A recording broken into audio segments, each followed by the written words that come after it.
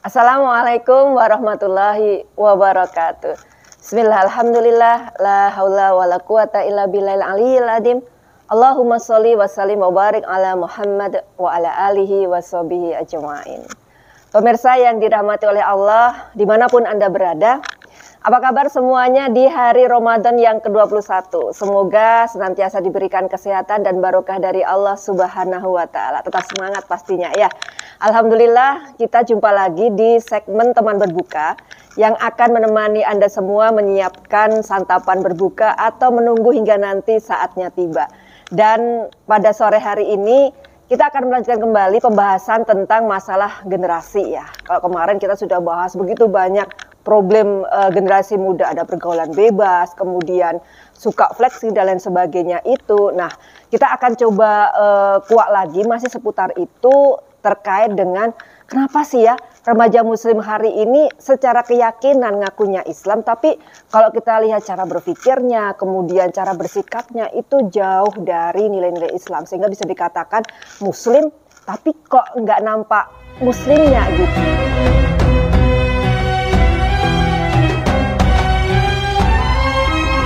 Bahas lebih mendalam terkait dengan ini, alhamdulillah sudah hadir bersama kita semua Ustadzah Ali Siti Murnaisih. Beliau dikenal sebagai seorang mubalighah di daerah istimewa Yogyakarta. Kita sapa dulu ya. Assalamualaikum warahmatullahi wabarakatuh. Ustadzah Ali, apa kabarnya? Sehat? Alhamdulillah. Ini sudah 3 pekan Ramadan tapi kelihatannya tambah seger aja ya Ustadzah ya. Alhamdulillah, alhamdulillah. Barokah Ramadan. Alhamdulillah, Masya Allah. Nah ini kita mau ngobrolin nih Ustadzah masih terkait dengan kehidupan remaja hari ini ya. Seperti tadi sudah saya sampaikan, banyak remaja muslim hari ini itu sepertinya mulai kehilangan jati diri atau kepribadian Islamnya gitu. Muslim tapi nggak nampak Islamnya. Dan kalau kita lihat justru gaya hidup mereka hari ini atau lifestyle-nya itu kan banyak terkontaminasi atau terpengaruh oleh gaya hidup barat, artisnya dan sebagainya. Nah, menurut Ustadzah, mengapa sih remaja muslim hari ini itu mudah sekali terpengaruh oleh gaya hidup yang seperti itu gitu? Baik. Assalamualaikum warahmatullahi wabarakatuh. Waalaikumsalam warahmatullahi wabarakatuh. Kenapa mudah terpengaruh? Yang jelas kepribadian Islam para remaja kita, khususnya ya remaja muslim itu masih lemah sekali. Kenapa masih lemah? Karena fondasi bangunan Islam pada mereka itu ya masih lemah. Yang namanya remaja itu kan usianya masih masa transisi gitu ya, dari masa anak-anak kemudian masuk ke usia dewasa. Ini masa-masa yang labil. Beda kan kalau sudah dewasa atau udah menganut Islamnya itu sudah lama. Akidah Islam itu sudah tertancap kuat ya. Jadi ibarat tanaman dari benih, kemudian dia tumbuh, tanaman yang kecil akan tumbuh akar. Nah remaja itu ibaratnya kan tanaman yang baru saja muncul begitu ya, terlihat penampakannya sebagai tanaman. Nah ini juga remaja baru terlihat penampakannya adalah sebagai manusia yang tadinya dipelihara oleh orang tuanya, dipangku, dielus-elus kemana-mana bersama orang tua. Ketika masuk remaja mulailah dia dilepas gitu kan. Nah kemudian mulailah dia mengenal dunia luar. Nah yang namanya tanaman tadi itu ketika masih tumbuh, ya masih tumbuhnya itu masih baru aja gitu ya, nampaknya itu belum kokoh akarnya. Ya tentu ini sangat mudah diterpa angin, mungkin diterpa kesenggol apapun, angin sepoi-sepoi iya gitu sepoi-sepoi ya. aja sudah itu. Nah sementara apa yang ada di dunia luar, nah kita tahu nih kehidupan sekarang itu harus kita akui bagaimanapun didominasi oleh yang namanya sistem kehidupan sekuler. Apa itu Ustadzah sekuler? Apa tuh sekuler? Sekuler itu memisahkan, menjauhkan agama dari kehidupan. Ini harus diakui semuanya itu ya. Sekarang itu menjadi tren. Bahkan banyak orang mengatakan ya agama itu jangan dibawa-bawa ke kantor. Agama itu jangan dibawa-bawa ke kelas, mungkin kalau mereka ya anak-anak remaja, ketika mereka sedang bergaul, ketika mungkin sedikit-sedikit takut dosa. Nah, di zaman sekarang kan apa itu dosa gitu kan, sehingga mereka menjadi tidak pede ya, minder sepertinya kan, berkata-kata, berpenampilan sesuai dengan apa yang diajarkan barangkali di rumah ya, yang serba dengan Islam. Jadi mereka itu tadi sudah akidahnya belum kuat, belum kokoh, kemudian pemahaman terhadap Islam juga ya belum kokoh ya, diajarkan sih mungkin sudah. Tetapi tadi itu ketika berbenturan dengan dunia luar dengan berbagai tawaran, di mana kan yang namanya kehidupan sekuler yang bagaimanapun itu kan datangnya dari dunia barat ya, itu kan melahirkan yang namanya kehidupan bebas. Orang yang sekuler itu nanti akan menjadi bebas di dalam berpendapat, berperilaku. Nah, terutama ini yang sangat menerpa kalangan remaja ya, berperilaku, berpendapat gitu ya. Ketika mungkin dulu ditanamkan serba Islam di rumah barangkali ya, ketika di luar loh ternyata berbagai macam gitu ya, dan tidak harus seolah kan begitu yang ditawarkan. Menyenangkan. Ya. Tidak harus, kalau dengan Islam itu seolah-olah gitu, karena kan iklimnya kan beda gitu ya. Kok serba boleh nih, di luar serba boleh gitu. Nah, pasti itu kan menyenangkan bagi anak-anak muda. Nah, dengan akidah yang belum kokoh inilah, maka mereka mudah sekali tergerus ya, terpengaruh. Ya tadi ibarat pohon tadi, ketika akarnya belum kuat, ya mudah roboh ketika kena terpaan-terpaan angin ataupun gesekan-gesekan mungkin dengan pohon-pohon lain. Gitu. Iya. Berarti kalau dikembalikan kenapa mudah terpengaruh itu tadi karena akidahnya sama pemahaman Islamnya yang belum menancap gitu ya. Nah kemudian gini Ustazah, terkait dengan masa remaja yang seperti ini, itu kan kemudian ada semacam tawaran atau alternatif gitu ya. Kalau pengen membentuk sosok remaja muslim itu yang ideal, nah kemudian akhir-akhir ini kan gencar tuh ada yang namanya program moderasi beragama. Nah, kata yang nawarin ini, kalau ingin membentuk remaja yang ideal, yang tengah-tengah gitulah, nggak liberal, nggak radikal. Nah, pakainya moderasi beragama itu gitu, karena dengan ini nanti juga remaja muslim itu akan bisa lebih toleran, terbuka, termasuk ke pemeluk agama yang lain. Nah, ini kalau menurut Ustadzah, yang kayak gini nih tawarannya tuh kayak gimana gitu? Ya. Bicara muslim ideal, kalau tadi tawarannya itu tidak boleh radikal dan tidak boleh liberal, menurut saya ya memang harusnya begitu. Sebagai seorang muslim itu tidak radikal, tidak liberal. Karena apa? Karena istilah radikal dan liberal itu nggak ada di dalam Islam. Kita tidak mengenalnya gitu ya. Ada muslim radikal, muslim liberal kita di dalam Islam. Kalau di dalam Al-Quran itu kan adanya di dalam Al-Quran surah Al-Baqarah, ya ayyuhalladzina amanu udkhulu fis-silmi kafah. Kalau diterjemahkannya kan ya ayyuhalladzina amanu, wahai orang-orang beriman, udkhulu masuklah kalian itu fis-silmi kafah. Di dalam Islamnya kafah. Maksudnya fis-silmi di sini adalah ketaatan terhadap Islam. Jadi ketaatan terhadap Islam kafah secara menyeluruh, secara maksimal, secara optimal. Kalau bahasa Jawanya Islam kabeh.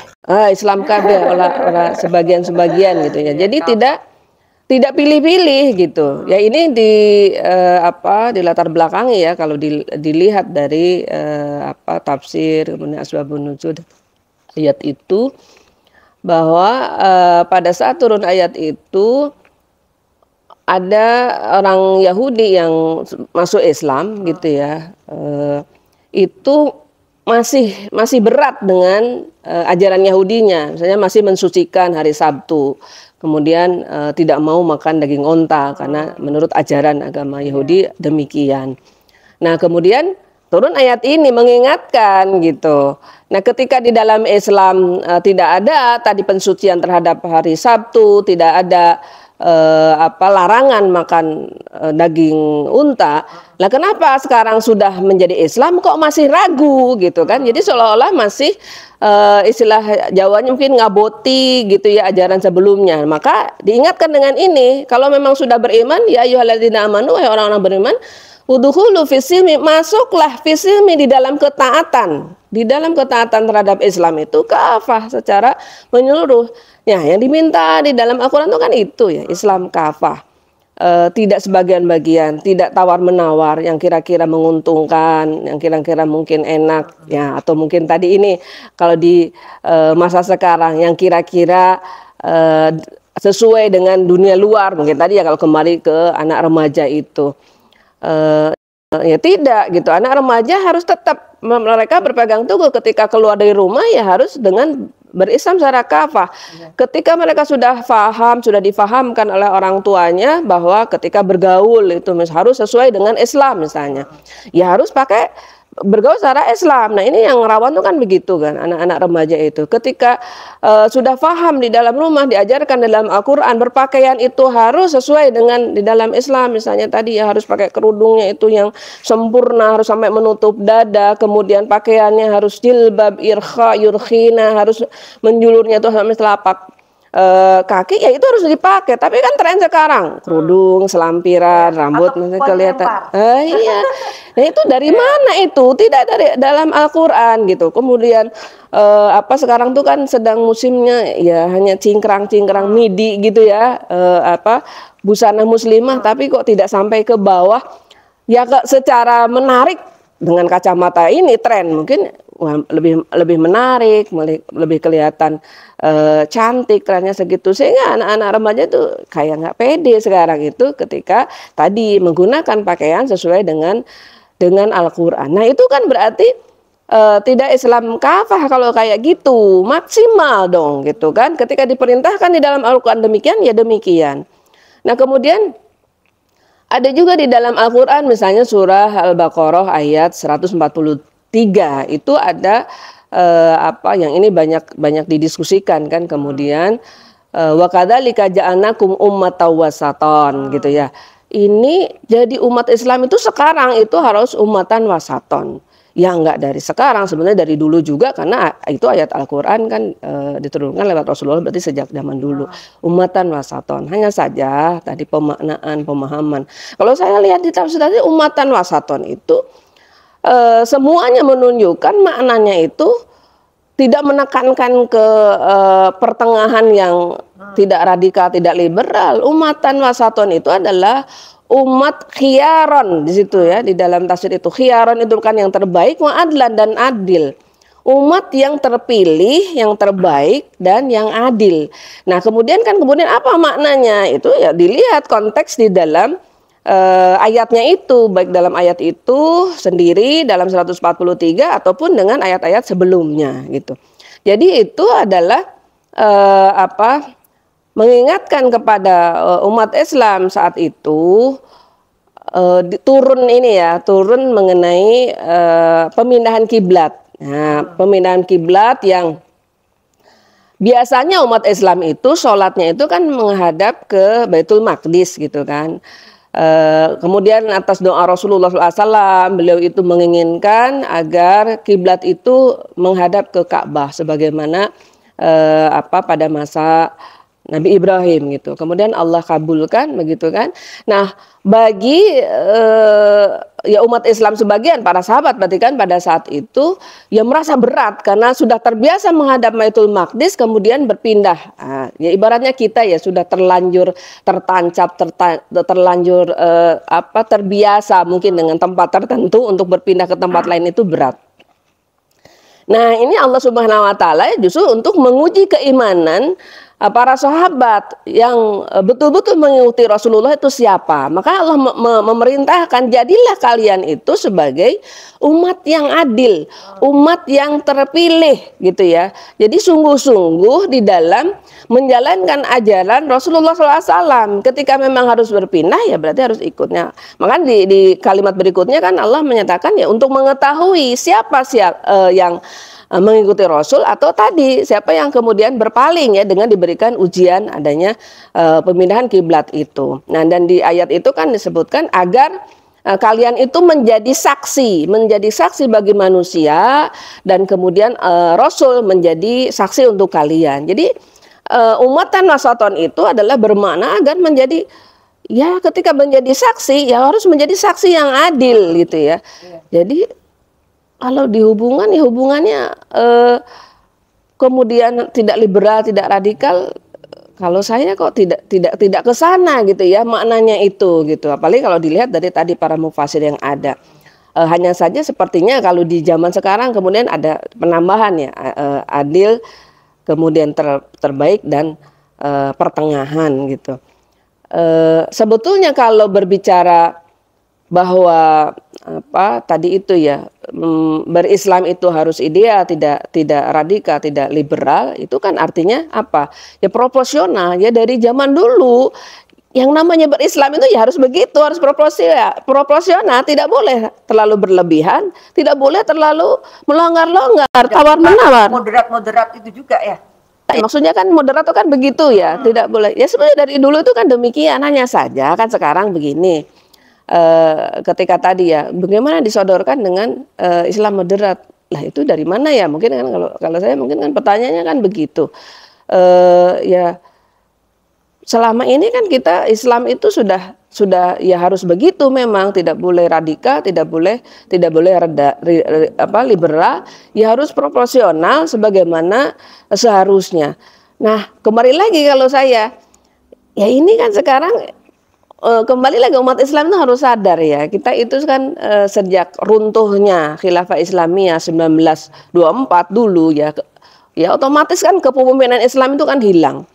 Ketika kepemimpinan Islam itu hilang, ya kehidupan Islam itu kan menjadi redup gitu, tidak tampak lagi. Akhirnya kan siapa kan kemudian sekarang yang memimpin ya, yang menjadi tanda petiknya itu ya kiblat seluruh dunia. Sekarang kita akui semua negara nggak ada lah yang nggak berkiblat ke barat. Orang Islam sekuat apapun sekarang mesti kan ucapannya itu kan ya pakai bahasa Inggris, bukan berarti bahasa Inggris tidak boleh gitu. Itu kan menunjukkan bahwa yang sedang tren itu adalah itu.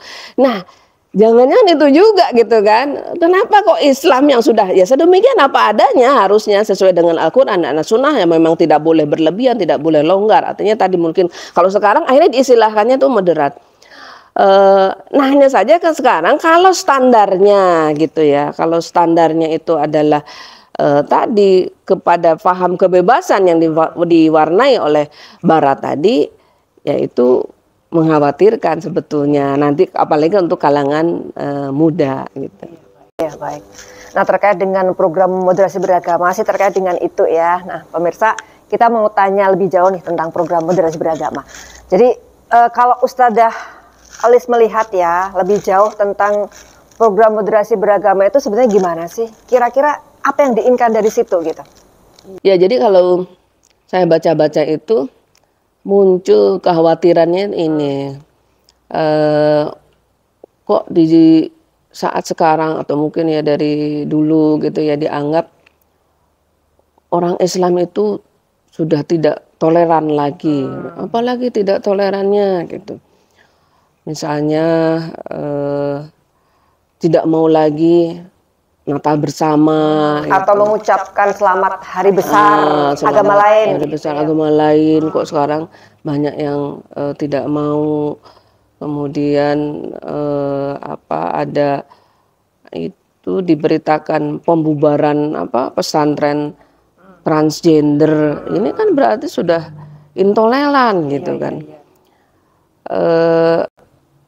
Ya dari ada misalnya tadi ya kejadian-kejadian itu, apakah ini sebuah fenomena besar yang harus kemudian ada arus program yang mungkin butuh dana besar juga dibandingkan dengan seperti tadi ya Pak Pipit sampaikan, problem remaja itu banyak sekali ya, memang kan kenyataannya kan problem remaja sekarang yang harus dipikirkan itu kan ada klite, ada tawuran, ada pergaul bebas. Justru itu kan sebetulnya yang sangat mengkhawatirkan. Kalau tadi Kalau kita justru ya sebagai orang tua muslim itu sekarang malah menjadi khawatir gitu ketika kita sudah menanamkan Islam dengan kuat kepada anak-anak, ketika mau kita lepas keluar sementara di luar itu kok malah gimana kok sekarang tuh harusnya kok moderasi beragama. Moderasi agama itu apa maksudnya? Ya tadi itu gitu. Tidak liberal, tidak radikal, tapi moderat. Standarnya apa nih? Nah, terus kalau saya ukurnya lah standarnya, tapi ini sekarang kan tadi kiblatnya tuh barat. Wah, bagaimana nih gitu kan? Moderatnya itu kalau tadi bagaimanapun standarnya itu adalah kepada sekuler tadi gitu ya, pemisahan agama dari kehidupan, ya akan semakin menjauhkan umat Islam dari Islam, terutama para remaja ini. Misalnya tadi harus toleran gitu. Loh, di dalam Islam itu toleransi itu udah harus dari zaman dulu, kita itu biasa dan kita melihat Rasulullah SAW mengajarkannya demikian, harus toleran terhadap umat lain, begitu juga para pemimpin Islam berikutnya mempraktekannya demikian. Jadi tidak ada istilahnya diskriminasi terhadap kaum non muslimnya, bahkan kan harus dilindungi ya. Rasulullah itu sangat melarang, bahkan mengatakan dilaknat gitu ya orang Islam yang kemudian mengganggu orang non muslim. Lah kurang toleran bagaimana? Nah, kalaupun ada mungkin kasus-kasus yaitu ya tinggal ada pembinaan gitu ya terhadap orang-orang yang tadi melakukan kesalahan itu. Tidak kemudian menjadi arus. Karena kalau menjadi arus ya kalau saya pribadi itu menjadi khawatir ya kepada kalangan remaja yang belum kuat tadi. Belum kuat akidahnya, tidak bisa memilih mana yang sebetulnya itu harus diambil dan harus tidak. Misalnya tadi ya, toleransi kalau standarnya dalam kehidupan sekarang yang penuh dengan sekuler itu tidak toleransi dalam pandangan Islam, akhirnya kan toleransi yang harus diterapkan dalam segala hal. Misalnya anak kita, anak remaja menemukan LGBT misalnya, dari rumah itu dia sudah paham LGBT nggak boleh, tapi harus di luar toleran loh kalau melihat orang itu hak asasi, nggak usah. Nah, lambat laun kan menjadi oh iya, kalau dengan standar toleransi di zaman sekarang itu menjadi ya udah nggak apa-apa lah, sah-sah aja kan, orang itu pilihan gitu kan. Atau tadi itu ketika kita tanamkan di rumah mengenai akidah Islam bahwa sebagaimana di dalam Al-Quran, orang beriman kemudian sampai dia itu murtad keluar dari Islam, maka apa yang terjadi gitu kan? Dia akan hangus seluruh amal kebaikannya di dunia dan akhirat, dan dia akan masuk neraka jahanam khalidina fiha, dia kekal di dalamnya. Kita berusaha tanamkan sekuat itu ke anak-anak untuk memeluk agama ini dengan kuat, akidah Islam ini dengan kuat. Nah, ketika di luar dengan standar tadi itu gitu ya, jangan kencang-kencang di dalam megang Islam misalnya kan tadi toleran, hak asasi, ya sah-sah aja toh orang di dalam milih agama. Ketika melihat orang murtad, oh iya itu hak asasi dia sih nggak masalah. Padahal kalau dalam Islam itu adalah sesuatu yang ancaman itu sangat keras ya. Kalau orang itu berislam sampai keluar, nah itu kan ya mengkhawatirkan. Jadi ya memang betul tanda tanya besar sebetulnya. Arahnya tuh kemana? Apakah tadi memang dibuat umat Islam itu tidak lagi kokoh memegang Islam, menjadi serba abu-abu, jadi apa-apa boleh, malah jadi tidak jelas standarnya gitu. Justru harus jelas, ya menurut Al-Quran A, menurut Al-Quran B, sudah kita malah tenang gitu.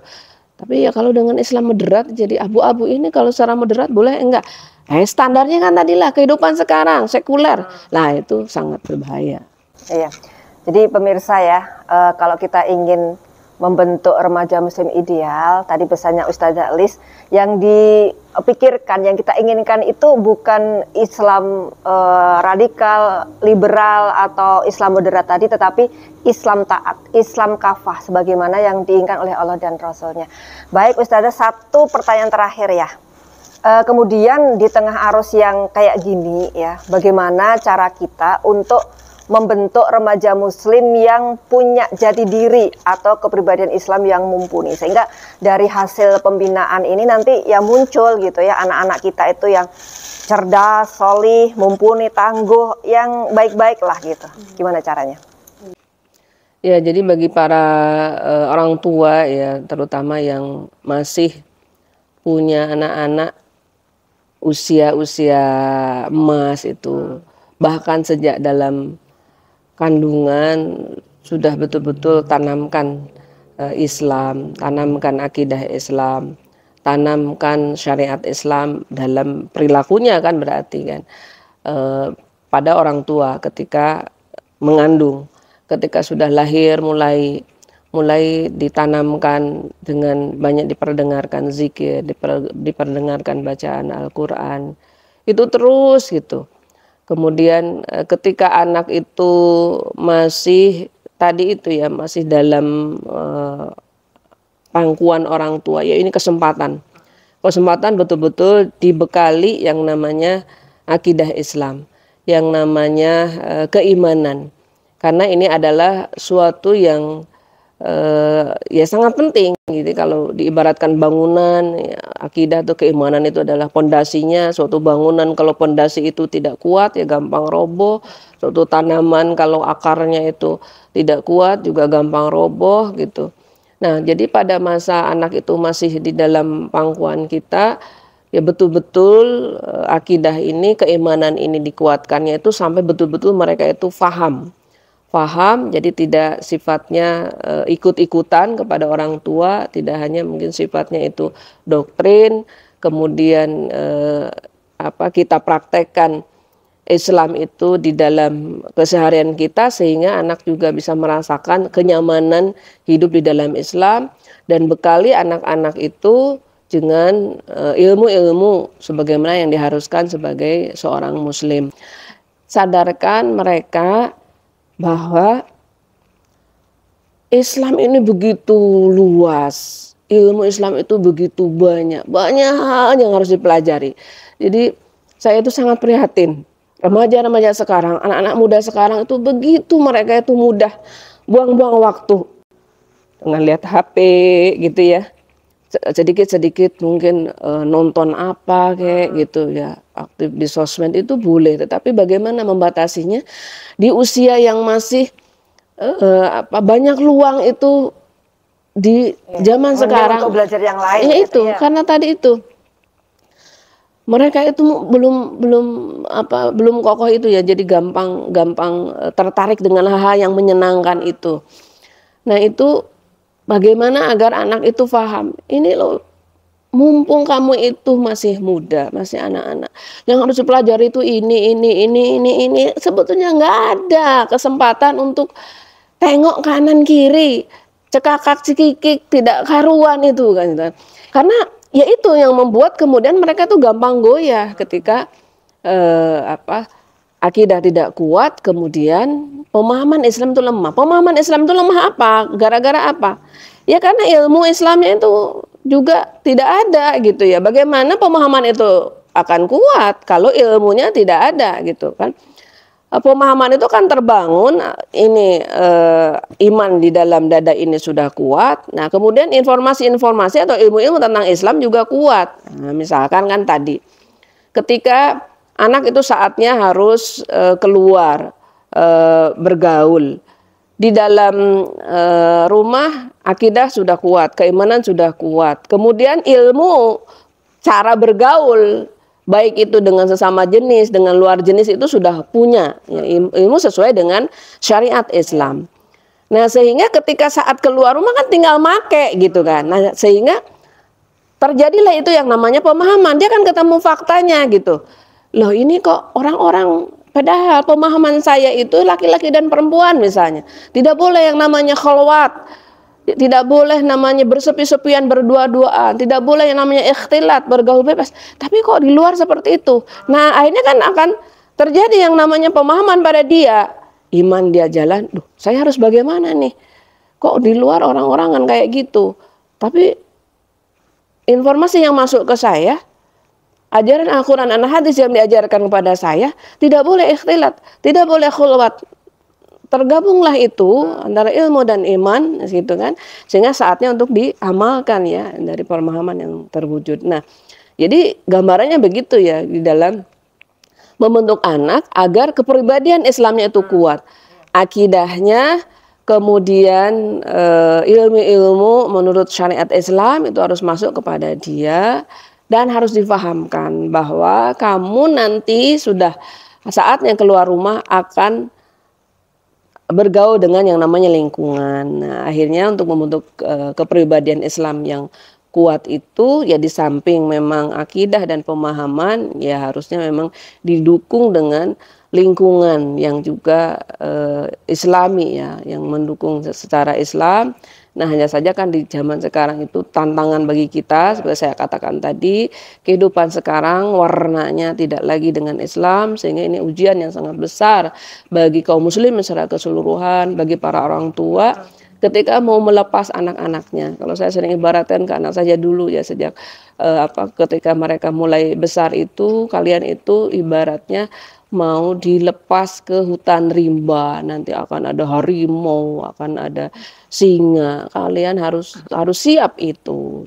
Kan ya, akhirnya ya kita sebagai orang tua berusaha menguatkan keimanan kepada mereka, pemahaman Islam sedemikian rupa, kemudian doa akhirnya kan.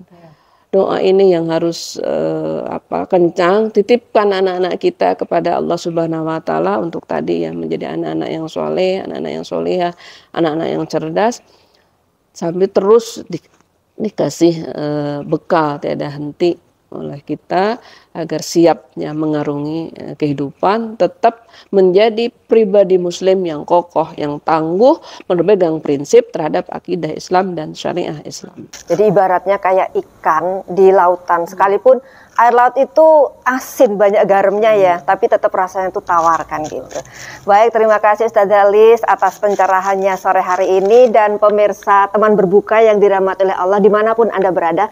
Alhamdulillah demikian tadi penjelasan Ustazah Lis ya terkait dengan bagaimana membentuk remaja muslim atau generasi muslim yang hebat. Nah, kuncinya tadi bahwa generasi hebat itu hanya bisa terwujud dengan ketaatan kepada syariat Allah dan Rasulnya, dengan cara menanamkan akidah berikut pemahaman-pemahaman tentang syariat. Nah, pemirsa, jangan lupa tetap stay tune di segmen teman berbuka dan segmen teman sahur. Kalau teman berbuka kita akan hadir mulai 4:30 sore dan teman sahur sekitar 3:30 pagi. Baik, terima kasih atas perhatian Anda semuanya. Mohon maaf jika banyak kekurangan dan kesalahan. Ma'assalamah. Wassalamualaikum warahmatullahi wabarakatuh.